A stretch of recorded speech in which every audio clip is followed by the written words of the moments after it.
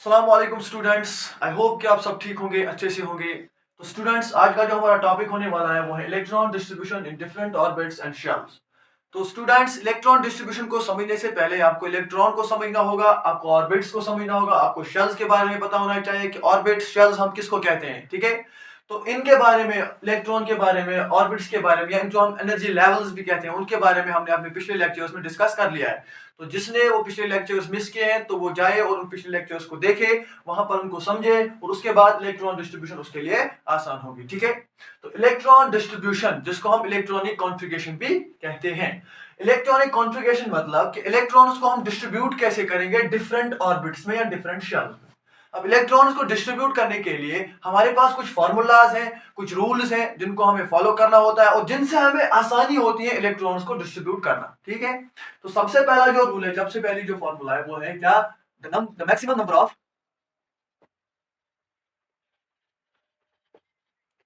Of electrons present in a shell is given by the general formula twice and square। ठीक है, electrons किस shell में कितने जाएंगे, किस ऑर्बिट में कितने जाएंगे, उसको हम कौन बताता है? हमें, वो हमें ये फॉर्मूला बताती है जो कि ट्वाइस एंड स्क्वायर है। ठीक है, तो अगर आपको पता होगा, मैंने जब आपको बोहर्स एटॉमिक मॉडल पढ़ाया था, ठीक है, उस वक्त मैंने आपको बोला था कि जो बोहर्स एटॉमिक मॉडल हमसे कहता था कि ये न्यूक्लियस है, इसके आसपास ऑर्बिट्स हैं जिनको हमने एनर्जी लेवल्स भी कहा है। ठीक है ना, आपको पता होगा मैंने उनके लिए एक नाम भी दिया था, क्या? K shell, L shell, M shell, N shell. ठीक है, और उसके बाद में मैंने बोला था कि के शेल के लिए एन का वैल्यू होता है 1, एल शेल के लिए एन का वैल्यू होता है 2, एम शेल के लिए एन का वैल्यू होता है 3, एन शेल के लिए एन का वैल्यू होता है 4। तो सिंपली वही वैल्यूज हमें यहाँ पर इस एन में पुट करने हैं, तो हमें क्या मिलेगा? हमें मिलेंगे number of electrons present in the shell. ठीक है, तो यहाँ पर हम यहाँ पर क्या करेंगे? हम यहाँ पर n का वही वैल्यू पुट करेंगे और देखते हैं कि किस शेल में कितने नंबर ऑफ इलेक्ट्रॉन्स जा सकते हैं। तो सबसे पहले अगर हम k की बात करें तो हमें पता है जनरल फॉर्मूला क्या है, n का वैल्यू k के लिए 1 है, तो जनरल फॉर्मूला हमारे पास ट्वाइस n स्क्वायर, वो आएगा 2 into 1 का square which is equal to 2। तो k शेल में 2 इलेक्ट्रॉन्स जा सकते हैं, मतलब k शेल अपने अंदर 2 इलेक्ट्रॉन्स को होल्ड कर सकता है। उसके बाद है एल शेल की बारी। एल शेल के लिए n का वैल्यू 2 होता है, वो बनेगा twice n square which is equal to twice 2 square which is equal to 2 square हो गया 4, 4 2 8। तो एल शेल में 8 इलेक्ट्रॉन जा सकते हैं, मतलब एल शेल अपने अंदर 8 इलेक्ट्रॉन्स को अकोमोडेट कर सकता है। उसके बाद जो शेल है वो है एम शेल। एम शेल के लिए n का वैल्यू 3 है, इसका मतलब वो बनेगा twice n square which is equal to 2 into 3 whole square which is equal to 3 का स्क्वायर हो गया 9, 9 2 हो गया 18, मतलब कि एम शेल में 18 इलेक्ट्रॉन जा सकते हैं, एम शेल में 18 इलेक्ट्रॉन रह सकते हैं। अब एन शेल की बारी है। एन शेल के लिए n का वैल्यू होता है 4 which implies that twice n square। General formula हमारी 2 into n का वैल्यू 4, 4 का होल स्क्वायर, 4 का होल स्क्वायर हो गया 16 और 16 मल्टीप्लाइड बाय 2 हो गया 32।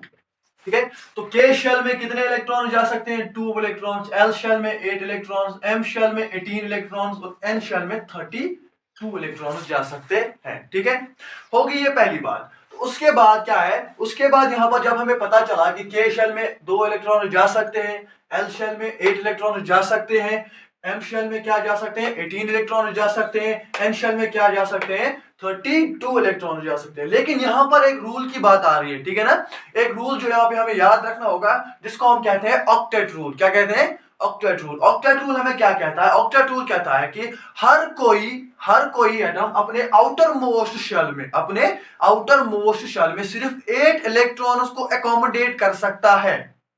कोई भी एटम अपने आउटर मोस्ट शेल में सिर्फ 8 इलेक्ट्रॉन्स को अकोमोडेट कर सकता है। ठीक है, तो दूसरा पॉइंट है यहां पर क्या है? ऑक्टेट रूल के बारे में। ठीक है, ऑक्टेट रूल। ऑक्टेट रूल हमें बताता है, क्या बताता है? The maximum number of electrons, the maximum number of electrons that can be accommodated in the outermost shell of an orbit is 8। क्या? Maximum number of electron outermost shell में कितने रह सकते हैं? 8 रह सकते हैं, 8 से ज्यादा नहीं रह सकते हैं। ये कौन हमें बताता है? Octet rule. तो यहां पर याद रखना, ऑक्टेट रूल हम यहां पर एक दो जगह यूज करने वाले हैं। जो आपको पहले 20 एलिमेंट्स पढ़ने हैं उनमें 2 जगह ऑक्टेट रूल यूज हो रहा है, तो इसलिए मैंने आपको यहाँ पे बताया कि ऑक्टेट रूल के बारे में। ऑक्टेट रूल क्या कहता है वो मैंने आपको यहाँ पर बताया, ठीक है। अब एक और पॉइंट है जो कि इसका लास्ट पॉइंट है बट नॉट लीस्ट, क्या यहाँ पे हमें बताया जा रहा है कि शेल्स जो होते हैं या ऑर्बिट्स जो होते हैं वो क्या एनर्जी लेवल्स जो होते हैं वो एक सीक्वेंस में क्या होते हैं? फिलअप होते हैं। सीक्वेंस में मतलब क्या कि शेल्स या एनर्जी लेवल्स जो होते हैं वो स्टेप वाइज मैनर में फिल होते हैं। स्टेप वाइज मैनर में फिल होते हैं मतलब उनकी एक सीक्वेंस रहती है। क्या रहती है? एक सीक्वेंस रहती है, ठीक है।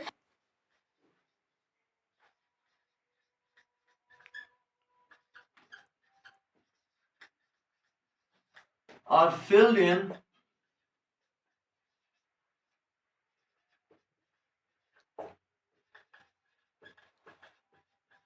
Step wise manner, step wise manner, ठीक है। तो स्टेप वाइज मैनर का मतलब क्या है? यहां पर एक सीक्वेंस रहती है। क्या रहती है?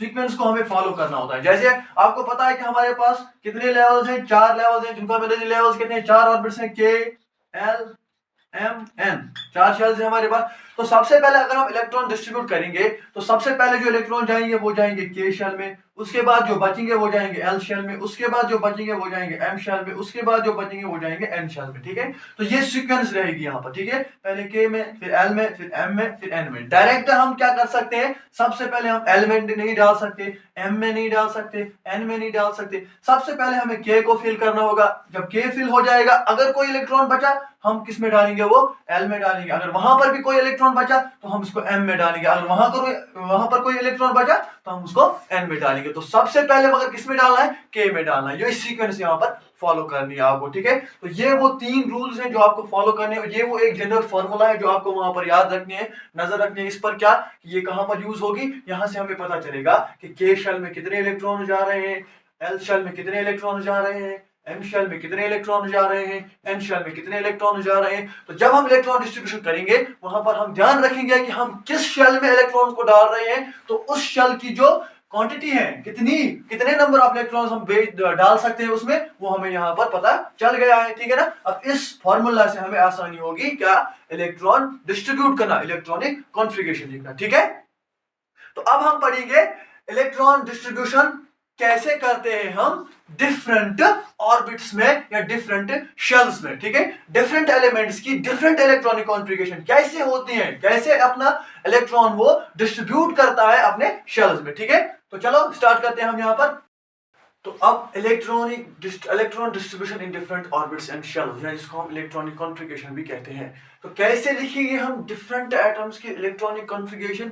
वो मैंने यहाँ पर एक पूरा टेबल ड्रॉ कर दिया है। पहले 20 एलिमेंट्स मैंने यहाँ पर लिख दिए हैं जो कि आपको यहाँ पर स्टडी करने हैं, जिनकी इलेक्ट्रॉनिक कॉन्फ़िगरेशन और साथ में उनकी वैलेंसी भी हम यहाँ पर चेक करेंगे कि किस एटम की क्या वैलेंसी रहेगी। वैलेंसी तो आपको पता ही होगा, वैलेंसी होती है द कंबाइनिंग कैपेसिटी या the number of unpaired electrons present in the outermost shell of an atom, ठीक है। तो पहले हम लिखेंगे इलेक्ट्रॉनिक कॉन्फ़िगरेशन। इलेक्ट्रॉनिक कॉन्फ़िगरेशन में आपको याद रखना है कि हमारे पास कितने शेल्स हैं या कितने ऑर्बिट्स हैं? 4 हैं। पहला है के एल एम एन, इन चारों को आप याद रखोगे, ठीक है। जिस तरह हमने अभी फॉर्मूला यूज करके क्या निकाली थी, नंबर ऑफ इलेक्ट्रॉन्स किस शेल में कितने रह सकते हैं वो हमें पता है। के शेल में 2 रह सकते हैं, एल शेल में 8 रह सकते हैं, एम शेल में 18 रह सकते हैं, एन शेल में 32 रह सकते हैं। लेकिन यहाँ पर आप ऑक्टेट रूल को ना भूलना, ऑक्टेट रूल को यहाँ पर याद रखना। वो कह रहा है कि किसी भी ऑर्बिट के आउटर मोस्ट शेल में सिर्फ 8 ही इलेक्ट्रॉन रह सकते हैं, ठीक है। वो हम यहाँ पर रूल अप्लाई करेंगे, ठीक है ना। सबसे पहले हाइड्रोजन की बात अगर हम करें तो हाइड्रोजन का एटॉमिक नंबर क्या है? 1 है। क्यों है 1? क्योंकि इसके पास एक प्रोटॉन है। क्या है? एक ही प्रोटॉन है। इसका एटॉमिक मास भी 1 है। क्यों है? क्योंकि इसके पास न्यूट्रॉन कोई भी नहीं है। तो पहले इसका एटॉमिक नंबर 1 है, ठीक है। प्रोटॉन एक है तो इलेक्ट्रॉन भी एक ही होगा। तो पहला इलेक्ट्रॉन है, तो सीक्वेंस के हिसाब से सबसे पहले इलेक्ट्रॉन किस में जाते हैं? के शेल में जाते हैं। तो सबसे पहला जो इसका इलेक्ट्रॉन है वो जाएगा के शेल में, ठीक है। ऐसे अब है हीलियम की बारी। हीलियम का एटॉमिक नंबर 2 है, इसके पास 2 इलेक्ट्रॉन्स हैं, ठीक है। तो सबसे पहले जब हम सीक्वेंस को अप्लाई करेंगे तो सीक्वेंस के हिसाब से सबसे पहले जो 2 इलेक्ट्रॉन इसमें वो किस में जाएंगे, के शेल में जाएंगे। क्या के शेल 2 इलेक्ट्रॉन रख सकता है? बिल्कुल रख सकता है। तो पहले 2 इसके जाएंगे के शेल में, ठीक है। अब लिथियम की बात करें तो इसके पास एटॉमिक नंबर इसका 3 है, तो इसके पास 3 इलेक्ट्रॉन्स हैं, ठीक है। सीक्वेंस के हिसाब से पहले 3 हम के शेल में नहीं डाल सकते, हमें डालने हैं के शेल में 2, क्योंकि उसकी कैपेसिटी कितनी है, वो 2 ही इलेक्ट्रॉन्स को अपने अंदर रख सकते हैं। तो सबसे पहले 2 जाएंगे के शेल में, वहां पर कितने बचे? 1। अब सीक्वेंस के हिसाब से के बाद आता है एल, तो 1 जाएगा एल शेल में, ठीक है। इसके बाद बेरिलियम की बात करें, एटॉमिक नंबर 4 है, एटॉमिक मास 9 है, एटॉमिक नंबर 4 है, नंबर ऑफ प्रोटॉन्स 4 है, नंबर ऑफ प्रोटॉन्स 4 है, तो नंबर ऑफ इलेक्ट्रॉन्स भी 4 होंगे, ठीक है। तो इलेक्ट्रॉन्स 4 है, सीक्वेंस के हिसाब से सबसे पहले इलेक्ट्रॉन के शेल में 2, अब बचे 2 वो जाएंगे एल शेल में, ऐसे, ठीक है। अब देखो बोरॉन की बात करें, atomic number 5, number of electrons 5, सबसे पहले सीक्वेंस में के शेल में 2 इलेक्ट्रॉन्स, एल शेल में 3 इलेक्ट्रॉन्स, ठीक है। अब कार्बन की बात करें, एटॉमिक नंबर 6 है, ठीक है, एटॉमिक नंबर 6 है तो 6 इलेक्ट्रॉन्स है, सबसे पहले 2 इलेक्ट्रॉन्स गए के शेल में, वहां पर बचे 4 इलेक्ट्रॉन्स, वो जाएंगे एल शेल में, ठीक है। क्योंकि एल शेल में 8 इलेक्ट्रॉन्स दे सकते हैं, उसकी कैपेसिटी 8 तक है, जब तक न उसमें 8 आएंगे तब तक हम इलेक्ट्रॉन्स उसमें डालते जाएंगे, ठीक है। नाइट्रोजन की बात करेंगे, एटॉमिक नंबर 7 है, इसके पास 7 इलेक्ट्रॉन्स हैं, सबसे पहले 2 इलेक्ट्रॉन्स गए के शेल में, अब वहां पर बचे 5 इलेक्ट्रॉन्स, वो जाएंगे एल शेल में। ऑक्सीजन की बात करें, atomic number 8, number of electrons भी 8 ही होंगे, तो सबसे पहले 2 इलेक्ट्रॉन्स गए किसमें, के शेल में, वहां पर बचे 6 इलेक्ट्रॉन्स, वो जाएंगे एल शेल में, ठीक है। यहां पर फ्लोरीन है हमारे पास, atomic number 9, number of electrons 9, 2 electron के शेल में, वहां पर बचे 7 इलेक्ट्रॉन, वो जाएंगे एल शेल में। बात करते हैं नियोन की, नियोन जो कि एक नोबल गैस है, ठीक है, स्टेबल है, 10 एटॉमिक नंबर है, 11 इलेक्ट्रॉन्स भी कितने होंगे, 10 ही होंगे। तो सबसे पहले 2 इलेक्ट्रॉन्स के गए के शेल में, जैसा कि हमें सीक्वेंस के हिसाब से जाना है, ठीक है ना, सीक्वेंस यहां पर फॉलो करनी है, ये याद रखनी है, ठीक है। तो सबसे पहले 2 इलेक्ट्रॉन्स के शेल में, वहां पर बचे 10 इलेक्ट्रॉन्स में से 8 इलेक्ट्रॉन्स, वो जाएंगे एल शेल में, ठीक है ना। अब 8 इलेक्ट्रॉन्स एल शेल में चले गए तो एल शेल का जो ऑक्टेट है वो कंप्लीट हो गया, अब 9 इलेक्ट्रॉन इसमें नहीं जा सकता है, ठीक है। अब आगे देखते हैं हम, आगे जो हमारा है ना सोडियम है, उसका एटॉमिक नंबर 11 है, जिसके पास कितने इलेक्ट्रॉन्स होंगे, 11 इलेक्ट्रॉन्स होंगे। अब उसमें देखते हैं उसमें क्या होता है, क्या जो उसका वो आखिरी इलेक्ट्रॉन जो उसका बचता है इसके बाद, क्या वो एल शेल में जा सकता है? नहीं जा सकता है। क्यों नहीं जा सकता? क्योंकि एल शेल के पास सिर्फ 8 इलेक्ट्रॉन्स की कैपेसिटी है, 8 इलेक्ट्रॉन्स इसने अपने अंदर ले लिए हैं, ठीक है ना। अब सोडियम की बात अगर हम करेंगे ना, इसके पास 11 इलेक्ट्रॉन्स होंगे, 2 इलेक्ट्रॉन जाएंगे के शेल में, ठीक है, 8 इलेक्ट्रॉन जाएंगे एल शेल में। कितने इलेक्ट्रॉन्स हो गए? 10 इलेक्ट्रॉन्स। अब 1 इलेक्ट्रॉन बच रहा है ना, वो हम एल शेल में तो नहीं डाल सकते ना, वो हम डालेंगे एम शेल में। किस में डालेंगे? एम शेल में, ऐसे, ठीक है। तो इसकी इलेक्ट्रॉनिक कॉन्फ़िगरेशन रहेगी 281, ठीक है ना। जैसे इनकी इलेक्ट्रॉनिक कॉन्फ़िगरेशन है ना, क्या है, K1, K2, K2L1, K2L2, K2L3, K2L4, K2L5, K2L6, K2L7, K2L8। अब सोडियम की इलेक्ट्रॉनिक कॉन्फ़िगरेशन आई K2L8M1, ठीक है, ये इसकी इलेक्ट्रॉनिक कॉन्फ़िगरेशन आ गई। अब मैग्नीशियम की बात करें, एटॉमिक नंबर 12 है, तो इलेक्ट्रॉन्स भी कितने होंगे? 12 होंगे। सबसे पहले जो 2 इलेक्ट्रॉन्स हैं वो गए के शेल में, ठीक है। उसके बाद 8 इलेक्ट्रॉन जाएंगे एल शेल में, ठीक है। हो गए 10 इलेक्ट्रॉन्स, बचे कितने इलेक्ट्रॉन्स? 2 इलेक्ट्रॉन्स, वो जाएंगे एम शेल में। अब एल्युमिनियम की बात करें, एटॉमिक नंबर 13 है, तो 13 इलेक्ट्रॉन्स हैं, 2 गए के शेल में, 8 गए एल शेल में, बचे वहां पर 3 इलेक्ट्रॉन्स, वो जाएंगे एम शेल में। अब सिलिकॉन की बात करें, एटॉमिक नंबर 14 है, तो इसके पास इलेक्ट्रॉन्स भी 14 होंगे, तो इसकी इलेक्ट्रॉनिक कॉन्फ़िगरेशन लिखेंगे 2 के शेल में, 8 एल शेल में, और वहां पर बचे 4 इलेक्ट्रॉन्स, वो जाएंगे एम शेल में, ठीक है। अब फास्फोरस की बात करते हैं, यहां पर एटॉमिक नंबर 15 है, क्या है? 15 है, तो पहले इलेक्ट्रॉन्स इसके पास 15 होंगे, तो 2 गए के शेल में, 8 गए एल शेल में, ठीक है। अब वहां पर बचे 5 इलेक्ट्रॉन्स, वो जाएंगे एम शेल में। अब सल्फर की बात करते हैं। सल्फर का एटॉमिक नंबर है 16, ठीक है, एटॉमिक मास है 32, 16 एटॉमिक नंबर, 16 इलेक्ट्रॉन्स, ठीक है। तो सबसे पहले 2 इलेक्ट्रॉन्स के शेल में, ठीक है, 8 इलेक्ट्रॉन्स एल शेल में, वहां पर कितने इलेक्ट्रॉन बचते हैं, 6 इलेक्ट्रॉन्स बचते हैं, तो वो जाएंगे एम शेल में, ठीक है। अब क्लोरीन की बात करेंगे। क्लोरीन यहां पर आपको थोड़ा अलग दिखाई देगा, ठीक है ना। क्यों दिखाई देगा, क्योंकि एटॉमिक मास का सबसे डिफरेंट है। चलो मान लेते हैं 35 होता, 36 होता, 37 होता, मान लेते हैं, लेकिन जो ये 0.5 है, 0.5 इसको यहाँ पर डिफरेंशिएट करता है बाकियों से, ठीक है ना। ये हम अपने इसी चैप्टर के लास्ट टॉपिक में, लास्ट लेक्चर में डिस्कस करेंगे इसके बारे में। जब हम आइसोटोप्स एंड आइसोबार्स पढ़ेंगे, वहां पर हम पूरी तरह से इसके ऊपर एक टॉपिक है, पूरी एक्सप्लेनेशन है, वहां पर डिस्कस करेंगे कि इसका एटॉमिक मास जो है 35.5 क्यों है, ठीक है ना। तो यहाँ पर पहले हम इसके इलेक्ट्रॉनिक कॉन्फ़िगरेशन देखते हैं। एटॉमिक नंबर 17 है, ठीक है, इसके पास 17 इलेक्ट्रॉन्स होंगे, 2 इलेक्ट्रॉन्स के शेल में जाएंगे, 8 इलेक्ट्रॉन्स एल शेल में जाएंगे, वहां पर 7 इलेक्ट्रॉन्स बचते हैं, वो जाएंगे एम शेल में। अब आर्गन की बात करेंगे, ये भी एक नोबल गैस है, ठीक है ना, इसका एटॉमिक नंबर 18 है, ठीक है। अब 18 इलेक्ट्रॉन्स है, 18 इलेक्ट्रॉन्स में से 2 इलेक्ट्रॉन्स गए के शेल में, 8 इलेक्ट्रॉन्स गए एल शेल में, अब बचे 8 इलेक्ट्रॉन्स, वो जाएंगे एम शेल में। तो ये भी ऑक्टेट यहां पर कंप्लीट हो रहा है। अब आप बोलोगे कि सर आपने बोला था कि एम शेल में 18 इलेक्ट्रॉन्स एकोमोडेट हो सकते हैं, अभी तो यहां पर 8 ही हो रहे हैं, ठीक है ना। अभी इसमें 9th इलेक्ट्रॉन भी जा सकता है, ठीक है ना। तो मैं आपको याद दिलाता हूं, जो हमारा दूसरा पॉइंट था ऑक्टेट रूल का, वो कह रहा था कि कोई भी ऑर्बिट अपने आउटर मोस्ट शेल में 8 इलेक्ट्रॉन से ज्यादा इलेक्ट्रॉन्स एकोमोडेट नहीं कर सकता है, ठीक है ना। तो इस शेल में भी अब 8 से ज्यादा इलेक्ट्रॉन्स नहीं जा सकते। अगर हम आगे आगे देखेंगे, आगे आगे इलेक्ट्रॉन्स बढ़ते जाएंगे, तो हम इसी शेल में उसको फिल नहीं कर सकते। देखो कैसे, यहां पर देखो, पोटेशियम का एटॉमिक नंबर है 19 इलेक्ट्रॉन्स हैं, 2 इलेक्ट्रॉन जाएंगे के शेल में, 8 इलेक्ट्रॉन जाएंगे एल शेल में। अब 9 इलेक्ट्रॉन जाने चाहिए थे एम शेल में, ठीक है ना। सीक्वेंस के हिसाब से 9 इलेक्ट्रॉन्स किसमें जाने चाहिए थे, एम शेल में, लेकिन यहां पर ऑक्टेट रूल बीच में आ जाता है। वो कहता है कि आउटर मोस्ट शेल में 8 इलेक्ट्रॉन से ज्यादा कोई इलेक्ट्रॉन एकोमोडेट नहीं हो सकता है। तो हम क्या करते हैं, हम 8 इलेक्ट्रॉन किसमें डालते हैं, एम शेल में डालते हैं, जो वहां पर एक बचता है उसको हम डालते हैं एन शेल में। इस तरह से हम यहाँ पर ऑक्टेट रूल फॉलो करते हैं, किसके लिए, पोटेशियम के लिए। इसी तरह कैल्शियम के लिए भी ऑक्टेट रूल फॉलो होगा। कैसे होगा, इसका एटॉमिक नंबर 20 है, इलेक्ट्रॉन्स 20 होंगे, 2 इलेक्ट्रॉन जाएंगे के में, और क्या करेंगे, 8 इलेक्ट्रॉन जाएंगे एल शेल में, ठीक है, 8 इलेक्ट्रॉन जाएंगे एम शेल में, वहां पर बचते हैं 2 इलेक्ट्रॉन्स, वो जाएंगे एन शेल में, ठीक है।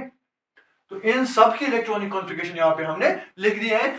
यहाँ पर 2 एक्सेप्शनल केस आ गए हमारे पास, जिनको हमें यहाँ पर ऑक्टेट रूल के हिसाब से उनकी इलेक्ट्रॉनिक कॉन्फ़िगरेशन लिखनी पड़ती है। ये आप याद रखोगे कौन कौन सा है, पोटेशियम है और कैल्शियम है, ठीक है ना। ये यहाँ पर आप याद रखोगे, इन दोनों के लिए यहाँ पर ऑक्टेट रूल फॉलो होता है, क्योंकि इनकी इलेक्ट्रॉनिक कॉन्फ़िगरेशन क्या है, इनकी इलेक्ट्रॉनिक कॉन्फ़िगरेशन आएगी 2881, 289 नहीं आएगी, 2881 आएगी, 2882 आएगी, ठीक है।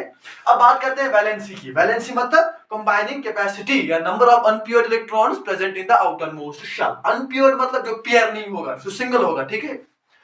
अब हाइड्रोजन के इलेक्ट्रॉनिक कॉन्फ़िगरेशन क्या है, 1 है, तो इसके पास एक ही इलेक्ट्रॉन है, एक इलेक्ट्रॉन है, तो जाहिर सी बात ये अनपेयर रहेगा, तो इसकी वैलेंसी रहेगी 1, ठीक है। हीलियम के पास 2 इलेक्ट्रॉन्स है, देखो यहाँ पर 2 इलेक्ट्रॉन्स इसके पास है, दोनों के दोनों के शेल के अंदर है। जब दोनों के दोनों के शेल के अंदर आएंगे तो कुछ इस तरह से ये पेयर हो जाएंगे, ठीक है ना। जब पेयर होंगे तो इसके पास अनपेयर इलेक्ट्रॉन कोई नहीं बचा, तो यहाँ पे इसकी जो वैलेंसी है वो 0 आएगी, ठीक है ना। इसलिए क्योंकि नोबल गैस भी है ना, ठीक है। अब नोबल गैस भी है, और क्या है, इसके 2 इलेक्ट्रॉन्स है, वो दोनों के दोनों किसमें है, के शेल में है, पेयर है, तो इसकी वैलेंसी 0 आ गई। अब लिथियम देखो, लिथियम के पास 3 इलेक्ट्रॉन्स थे, 2 इलेक्ट्रॉन्स तो के शेल में पेयर हो गए, लेकिन एक इलेक्ट्रॉन किसमें रह गया, एल शेल में अनपेयर्ड रह गया। ऐसे देखो, 2 इलेक्ट्रॉन्स के शेल में, लेकिन एल शेल में एक इलेक्ट्रॉन ऐसे रह गया, अनपेयर्ड रह गया, तो इसकी वैलेंसी जो रहेगी वो रहेगी 1, एक अनपेयर्ड इलेक्ट्रॉन है, ठीक है। बेरिलियम की बात करें, 2 इलेक्ट्रॉन यहाँ पर के शेल में, ऑक्टेट उसका डुप्लीट कंप्लीट हो गया, के शेल कंप्लीट हो गया, फिर पेयर हो गया, 2 यहाँ पर एल शेल में। अब बोलोगे आप सर के शेल में 2 पेयर हो गए, तो एल शेल में 2 भी है, एल शेल में भी 2 है, ये भी पेयर हो सकते हैं, लेकिन नहीं हो सकते। क्यों, क्योंकि एल शेल में हम 2 एक ही सब शेल में पेयर नहीं कर सकते हैं हुंड्स रूल के मुताबिक। हुंड्स रूल आप याद रखोगे, हुंड्स रूल कहता है कि पहले आपको हर एक सब शेल में सिंगल सिंगल इलेक्ट्रॉन डालने हैं, उसके बाद जब वो सारे सारे शेल्स सिंगली फिल्ड होंगे उसके बाद आप डबल पेयर कर सकते हो, ठीक है। तो जब हम फिल कर रहे हैं तो पहले दो इलेक्ट्रॉन्स को हमें सिंगल सिंगल डालना है, ठीक है ना। तो हम दो इलेक्ट्रॉन्स को एक ही सब शेल में डबल पेयर नहीं कर सकते। तो यहाँ पर जो ये दो रहेंगे ये दोनों के दोनों अनपेयर रहेंगे, तो इसकी वैलेंसी रहेगी 2, ठीक है। बोरान की बात करेंगे, इसके पास 3 इलेक्ट्रॉन्स है, ये तीनों के तीनों अनपेयर रहेंगे क्योंकि एल शेल की कैपेसिटी 8 इलेक्ट्रॉन्स है। कितनी है? 8 इलेक्ट्रॉन। 8 इलेक्ट्रॉन मतलब 8 इलेक्ट्रॉन अगर हम पेयर पेयर करेंगे तो डबल डबल आएंगे, तो 4 सब शेल्स में आएंगे। तो 4 सब शेल में जब हम सिंगल सिंगल डालेंगे तो 3 इलेक्ट्रॉन 3 ही में जाएंगे, ठीक है ना। तो 3 में जाएंगे तो तीनों के तीनों अनपेयर रहेंगे, तो इसकी वैलेंसी भी रहेगी 3, ठीक है। कार्बन की बात करेंगे, 4 इलेक्ट्रॉन्स आउटर मोस्ट शेल में है, 4 इलेक्ट्रॉन्स हैं तो 4 सब शेल्स भी हैं, तो चारों के चारों सब शेल में सिंगली पेयर रहेंगे, इसकी इलेक्ट्रॉन की वैलेंसी भी रहेगी 4, ठीक है। अब यहां बात रही नाइट्रोजन की। नाइट्रोजन के पास 5 इलेक्ट्रॉन्स है, ठीक है ना। 5 इलेक्ट्रॉन्स कैसे फिल करेगा? देखो 4 सब शेल्स है, इसके पास भी एल शेल है, 1 2 3 4। अब वहां पर एक इलेक्ट्रॉन फिर से बचता है, वो एक इलेक्ट्रॉन पहले सब शेल में पेयर हो गया। अब कितने बचे? 1 2 3, 3 इलेक्ट्रॉन अनपेयर बचे, तो ये इसकी वैलेंसी रहेगी, ठीक है। ऑक्सीजन की बात करें, 6 इलेक्ट्रॉन्स है आउटर मोस्ट शेल में। इसी तरह देखो कैसे लिखेंगे हम इसको भी, ऐसे पहले एक इसमें एक इसमें एक इसमें एक इसमें हो गए 4, वहां पर बचे 2 इलेक्ट्रॉन्स, एक इसमें 2 पेयर हो गए, 2 अनपेयर रह गए, तो इसकी वैलेंसी रहेगी 2, ठीक है। अब देखो यहां पर फ्लोरीन की बात करें, आउटर मोस्ट शेल में 7 इलेक्ट्रॉन्स है, मतलब ये डुप्लीट अपना ऑक्टेट कंप्लीट होने के करीब है, ऑक्टेट कंप्लीट होने के करीब है। तो ये क्या करता है, इसकी इलेक्ट्रॉनिक कॉन्फ़िगरेशन कैसे आएगी पहले देखेंगे हम। 4 सब शेल्स है इसके भी, 1 2 3 4, ठीक है। अब इसके पास 3 इलेक्ट्रॉन्स बचते हैं, तो वो पहले 3 सब शेल्स में फिल होंगे, तो 3 इसके पेयर हो गए, एक यहां पर अनपेयर रह गया, तो इसकी वैलेंसी रहेगी 1। क्या रहेगी? 1। अब देखो नियॉन है, क्या है? नियॉन है जो कि एक नोबल गैस है, ठीक है ना। इसके पास 2 इलेक्ट्रॉन्स हैं के शेल में, ऐसे होंगे, ठीक है ना। 8 इलेक्ट्रॉन्स है एल शेल में, और एल शेल की कैपेसिटी भी कितनी है?